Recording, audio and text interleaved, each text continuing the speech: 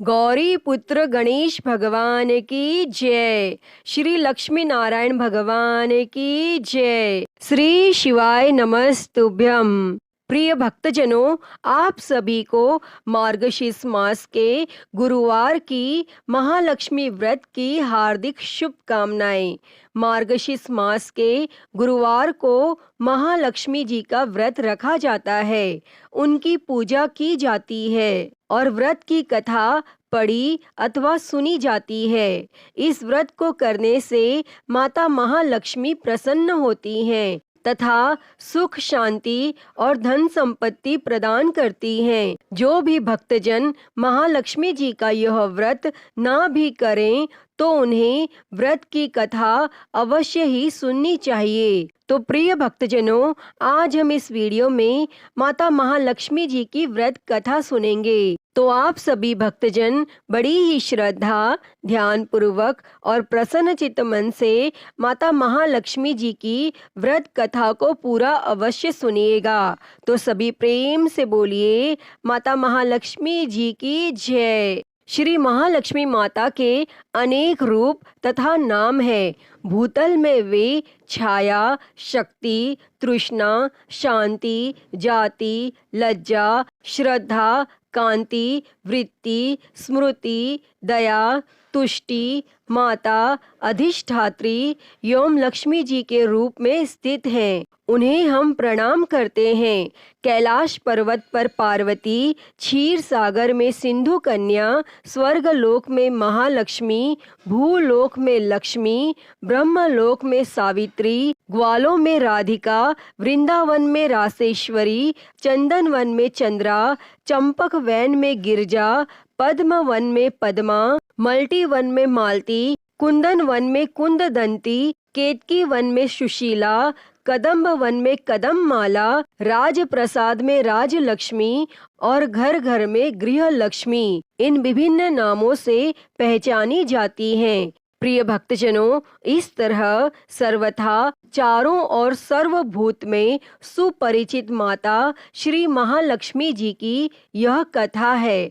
अब हम उसका श्रवण करेंगे। भारतवर्ष के सौराष्ट्र देश में द्वापर युग की यह कहानी है। सौराष्ट्र में उस समय भद्रश्रवा नाम के राजा थे। वे बड़े पराक्रमी राजा थे। 4 वेद, 6 शास्त्र, 18 पुराणों का उन्हें ज्ञान था। उनकी रानी का नाम सुरत चंद्रिका था। रानी दिखने में सुंदर और सुलक्षणा थी तथा पतिव्रता थी। उन दोनों को 7 पुत्र तथा उसके बाद एक कन्या का वरदान मिला था। कन्या का नाम श्यामबाला था। एक बार महालक्ष्मी जी के मन में आया कि जाकर उस राजा के राजप्रसाद में रहे। इससे राजा को दुगनी धन दौलत की प्राप्ति होगी और वह इस धन दौलत से अपनी प्रजा को और सुख दे पाएगा। गरीब के घर अगर रहे और उसे धन दौलत प्राप्त हो तो वह स्वार्थी की तरह केवल अपने ऊपर ही खर्च करेगा। और यह सोचकर श्री महालक्ष्मी जी ने बूढ़ी ब्राह्मण स्त्री का रूप धारण किया। हाथ में लाठी लिए लाठी के सहारे रानी के द्वार तक पहुंची। यद्यपि उन्होंने बूढ़ी औरत का रूप धारण किया था, पर उनके चेहरे पर देवी का तेज था। उन्हें देखते ही एक दासी सामने आई। उसने इनका नाम, धाम, काम, धर्म पूछ डाला। वृद्ध ब्राह्मण का रूप धारित माता लक्ष्मी ने कहा, बालिके, मेरा नाम कमला है। मेरे पति का नाम भुवनेश है। हम द्वारिका में रहते हैं। तुम्हारी रानी पिछले जन्म में एक वैश्य की पत्नी थी और वह वैश्य गरीब था। दारिद्र्य के कारण हर रोज घर में झगड़े होते थे तथा उसका पति रोज उसे मारता था। इन बातों से तंग आकर वह घर छोड़कर चली गई तथा वन जंगल में खाली पेट भटकने लगी। उसकी इस दुर्दशा पर मुझे दया आई। तब मैंने उसे सुख संपत्ति देने वाली श्री महालक्ष्मी की कथा सुनाई और मेरे कहने पर उसने श्री महालक्ष्मी का व्रत किया। तब श्री महालक्ष्मी प्रसन्न हुई और उसकी गरीबी दूर हुई। उसका घर संसार दौलत संतति संपत्ति से भर गया। बाद में पति पत्नी दोनों परलोक सिधारे। लक्ष्मी व्रत के कारण वे लक्ष्मी लोक में रहे। उन्होंने जितने साल महालक्ष्मी का व्रत किया उतने हजारों साल उन्हें सुख भोग मिला। इस जन्म में उसका जन्म राजघराने में हुआ है, परंतु वह श्री महालक्ष्मी का व्रत करना भूल गई है। उसे यह याद दिलाने यहाँ आई हूँ। तब बुढ़िया की बातें सुनकर दासी ने उन्हें प्रणाम किया तथा श्री महालक्ष्मी का व्रत किस तरह किया जाए इस बारे में पूछा और बुढ़िया रूप धारण किए वे श्री महालक्ष्मी माता ने दासी को पूजा की विधि तथा महिमा बताई। इसके बाद वह दासी माता को प्रणाम कर रानी को बताने अंदर चली गई और राज वैभव में रहते हुए रानी को अपने ऐश्वर्य का बहुत घमंड हुआ था। संपत्ति तथा अधिकार की वजह से वह उन्मत्त हो गई थी। दासी द्वारा बताई गई बुढ़िया की बातें सुनकर वह आग बबूला होकर राज द्वार पर आकर बुढ़िया रूपी श्री महालक्ष्मी पर बरस पड़ी। उसे यह मालूम नहीं था कि श्री महालक्ष्मी माता बुढ़िया का रूप धारण किए द्वार तक आई हैं, परंतु रानी का इस कदर रूखा बर्ताव तथा अपना अनादर देखकर माता ने वहां ठहरना ठीक न समझा और वे वहां से चल पड़ी और राह में उन्हें राजकुमारी श्यामबाला मिली। उन्होंने श्यामबाला को सारी बात बताई। तब श्यामबाला ने अपनी ओर से श्री महालक्ष्मी माता से क्षमा मांगी और माता को उस पर दया आई। उन्होंने श्यामबाला को श्री महालक्ष्मी व्रत के बारे में बताया और उस दिन अघन माह का पहला गुरुवार था। श्यामबाला ने परम श्रद्धा से श्री महालक्ष्मी का व्रत रखा। फलस्वरूप राजा सिद्धेश्वर के सुपुत्र मालाधर से उसका विवाह हुआ। वह धन दौलत ऐश्वर्य वैभव से माला माल हो गई। पति के साथ ससुराल में आनंद से दिन बिताने लगी और इधर श्री महालक्ष्मी का रानी पर प्रकोप हुआ। फलस्वरूप राजा भद्रश्रवा का राज्य यमराज कारोबार नष्ट हो गया, यहाँ तक कि खाने के लाले पड़ गए। ऐसी हालत में एक दिन रानी ने राजा से निवेदन किया, हमारा दामाद इतना बड़ा राजा है, धनवान है, ऐश्वर्यशाली है, क्यों न उसके पास जाएं और अपना हाल उसे बताएं, वह जरूर हमारी मदद करेगा। तब इस बात पर राजा भद्रश्रवा दामाद के पास रवाना हुए। राज्य में पहुंचकर एक तालाब के किनारे थोड़ी देर विश्राम लेने के लिए ठहरे। तालाब से पानी लेने आते जाते दासियों ने उन्हें देखा। उन्होंने विनम्रता से उनकी पूछताछ की और जब उन्हें यह मालूम हुआ कि वे रानी श्यामबाला के पिता हैं तो दौड़ते हुए जाकर उन्होंने रानी को सारी बात बताई। तब रानी ने दासी के हाथ राज परिधान भेजकर बड़ी ठाट से उनका स्वागत तथा आदर सत्कार किया, खान पान करवाया और जब वे लौटने लगे तो सोने की मोहरों से भरा घड़ा दिया। राजा भद्रश्रवा जब वापस लौटे तो उन्हें देखकर रानी सूरत चंद्रिका खुश हुई। उन्होंने सोने की मोहरों से भरे घड़े का मुंह खोला, पर हाय भगवान, घड़े में धन के बदले कोयले मिले और यह सब श्री महालक्ष्मी के प्रकोप से हुआ। और इस प्रकार दुर्दशा में और कई दिन बीत गए। इस बार रानी स्वयं अपनी कन्या के पास गई और वह दिन अघन माह का अंतिम गुरुवार था। श्यामबाला ने श्री महालक्ष्मी का व्रत किया। पूजा की, अपनी माता से भी व्रत करवाया। इसके बाद रानी अपने घर आई। श्री महालक्ष्मी का व्रत रखने पर उसे फिर से अपना राजपाट, धन दौलत, ऐश्वर्य प्राप्त हुआ और वह फिर से सुख शांति आनंदमय जीवन बिताने लगी। और कुछ दिनों बाद राजकन्या श्यामबाला अपने पिता के घर आई। उसे अपने घर देखकर सूरत चंद्रिका को पुरानी बातें याद आई। यही कि श्यामबाला ने अपने पिता को घड़ा भर कोयला दिया था और उसे तो कुछ भी नहीं दिया था, और इसी कारण श्यामबाला को पिता के घर आने पर उसका कोई आदर आतिथ्य नहीं हुआ, बल्कि अनादर हुआ। पर उसने इस बात का बुरा नहीं माना। अपने घर लौटते समय उसने पिता के घर से थोड़ा नमक ले लिया और अपने घर लौटने पर उसके पति ने पूछा, अपने मायके से क्या लाई हो? इस पर उसने जवाब दिया, वहाँ का सार लाई हूँ। पति ने पूछा, इसका मतलब क्या हुआ? तब श्यामबाला ने कहा, थोड़ा धीरज रखें, सब मालूम हो जाएगा। और उस दिन श्यामबाला ने सारा भोजन नमक डाले बिना बनाया और परोसा।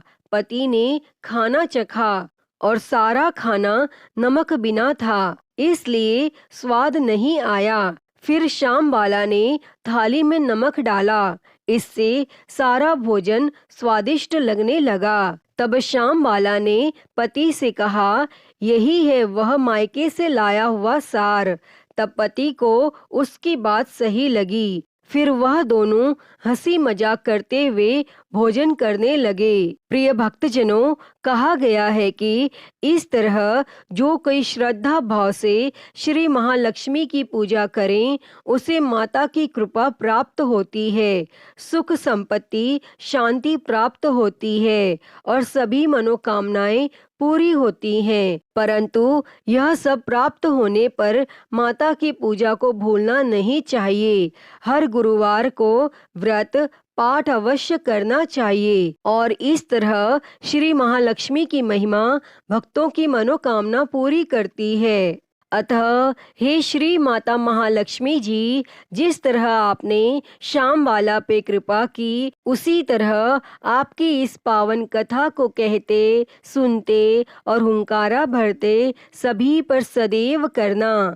तो सभी प्रेम से बोलिए, श्री महालक्ष्मी माता की जय। प्रिय भक्तजनों, आइए अब सुनते हैं महालक्ष्मी व्रत की दूसरी कथा। एक गांव में एक गरीब ब्राह्मण रहता था। वह नियमित रूप से जगत के पालनहार विष्णु भगवान की आराधना करता था।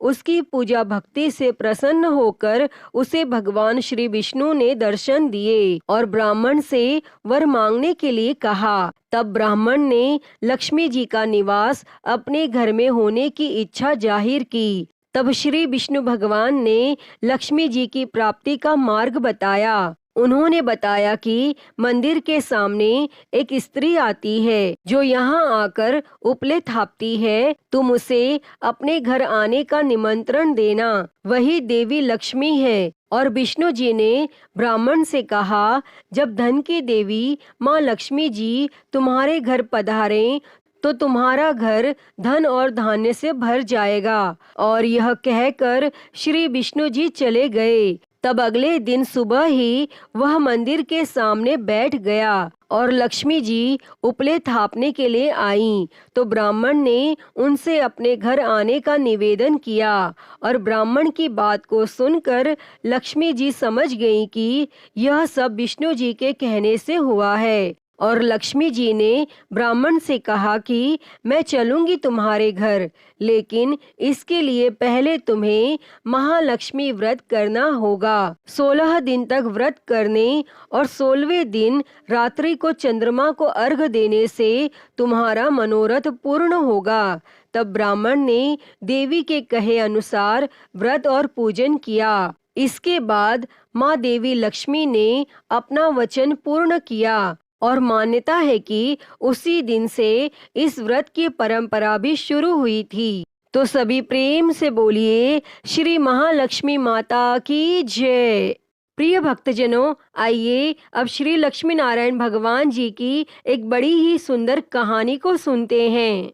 एक बार भगवान श्री हरि विष्णु जी माता लक्ष्मी जी के साथ हरिद्वार में घूम रहे थे। तब माता लक्ष्मी ने देखा कि सारे मनुष्य गंगा में नहा नहा कर हर हर गंगे कहते जा रहे हैं, परंतु सभी लोग दुखी और परेशान हैं। तब माता लक्ष्मी जी ने बहुत ही आश्चर्य से भगवान विष्णु जी से पूछा, स्वामी, गंगा में इतनी बार स्नान करने पर भी इनके पाप और दुखों का नाश क्यों नहीं हुआ? क्या गंगा में अब सत्यता नहीं रही? तब भगवान विष्णु बोले, गंगा में तो वही सामर्थ्य है, परंतु इन लोगों ने पाप नाशिनी गंगा में स्नान ही नहीं किया, फिर इन्हें लाभ कैसे मिलेगा?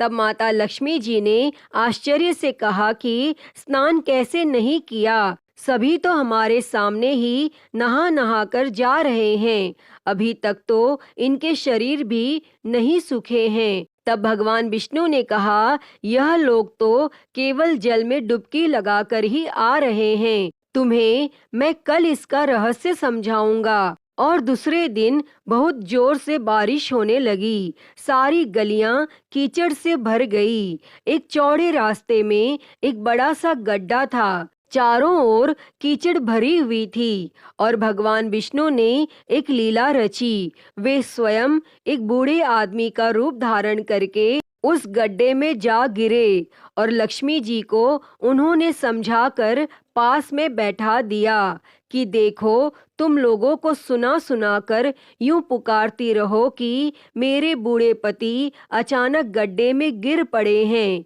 कोई पूर्ण आत्मा इनको बाहर निकालकर इनके प्राण बचाओ और हम असहाय दंपति की सहायता करें। और भगवान विष्णु जी ने यह भी समझा दिया कि जब कोई व्यक्ति गड्ढे में से मुझे बाहर निकालने को तैयार हो, तब इतना और कह देना कि मेरे पति सर्वथा निष्पाप हैं, इन्हें वही व्यक्ति छुए जो खुद भी निष्पाप हो। यदि आप निष्पाप हैं तो उनको हाथ लगाएं, नहीं तो उनके हाथ लगाते ही आप स्वयं भस्म हो जाएंगे। तब माता लक्ष्मी जी तथास्तु कहकर गड्ढे के किनारे बैठ गई और आने जाने वालों को सुना सुनाकर भगवान विष्णु की सिखाई हुई बात कहने लगी। और गंगा में नहा नहा कर लोगों के झुंड आ रहे थे और सुंदर युवती को यूं बैठी देखकर कुछ लोगों के मन में पाप आया और कुछ लोगों को धर्म का भय हुआ और कुछ लोग कानून से डरे और कुछ लोगों ने तो लक्ष्मी जी को यह भी कह दिया कि मरने दो इस बूढ़े को, क्यों इसके लिए रोती हो। और कुछ दयालु और चरित्रवान पुरुषों ने उस युवती के पति को बाहर निकालना चाहा, परंतु माता लक्ष्मी जी के वचन सुनकर वे भी रुक गए और उन्होंने सोचा कि हम गंगा में नहाकर आए हैं तो क्या हुआ, पापी तो हैं ही, कहीं हम सहायता करते समय भस्म ना हो जाएं। और उनके पास कई व्यक्ति आए, परंतु किसी को साहस नहीं हुआ। सैकड़ों आए और सैकड़ों ने पूछा और चले गए। और तब संध्या का समय हो चला था, तो भगवान विष्णु जी ने माता लक्ष्मी जी से कहा, देखा, आया कोई सच्चे मन से गंगा में नहाने वाला। तब थोड़ी देर बाद एक नवयुवक हाथ में एक लोटा लिया हुआ हर हर गंगे कहता हुआ आया और माता लक्ष्मी जी ने उसे भी वही बात कही, परंतु उस युवक का हृदय करुणा से भर आया और उसने भगवान विष्णु को बाहर निकालने की तैयारी की। तब माता लक्ष्मी जी ने उसे रोककर कहा कि भाई, यदि तुम सर्वथा निष्पाप नहीं हो तो मेरे पति को छूते ही तुम भस्म हो जाओगे। तब उसने उस समय बिना किसी संकोच किए लक्ष्मी जी से कहा, माता, मेरे निष्पाप होने से तुम्हें संदेह क्यों हो रहा है? देखती नहीं हो मैं अभी गंगा नहाकर आया हूँ। भला गंगा में नहाने के बाद भी क्या पाप रहते हैं? मैं अभी तुम्हारे पति को बाहर निकालता हूँ। तब उस युवक ने लपक कर उस बूढ़े आदमी को ऊपर उठा लिया और भगवान विष्णु और माता लक्ष्मी ने उसे अधिकारी समझकर अपने असली रूप में प्रकट होकर दर्शन देकर निहाल कर दिया। तब भगवान विष्णु जी ने माता लक्ष्मी जी से कहा कि इतने सारे लोगों में से केवल इस एक आदमी ने ही गंगा में स्नान किया है। प्रिय भक्तजनों, इस दृष्टांत के अनुसार जो लोग बिना श्रद्धा और विश्वास के केवल दंभ के लिए गंगा स्नान करते हैं, उन्हें वास्तविक फल प्राप्त नहीं होता। परंतु इसका मतलब यह नहीं है कि गंगा स्नान व्यर्थ हो जाता है। गंगा स्नान का बहुत पुण्य भी है और गंगा आज भी उतनी ही सामर्थ्यवान है। तो सभी प्रेम से बोलिए, श्री लक्ष्मी नारायण भगवान की जय। प्रिय भक्तजनों, तो मैं उम्मीद करती हूँ कि आपको आज की यह कथा पसंद आई होगी और अगर वीडियो अच्छी लगी हो तो इसे लाइक करें, ज़्यादा से ज़्यादा शेयर करें और कमेंट बॉक्स में माता महालक्ष्मी जी की जय लिखना ना भूलें और हरिहर भक्ति चैनल को सब्सक्राइब कर नोटिफिकेशन बेल को ज़रूर ऑन कर लें। हर हर महादेव। धन्यवाद।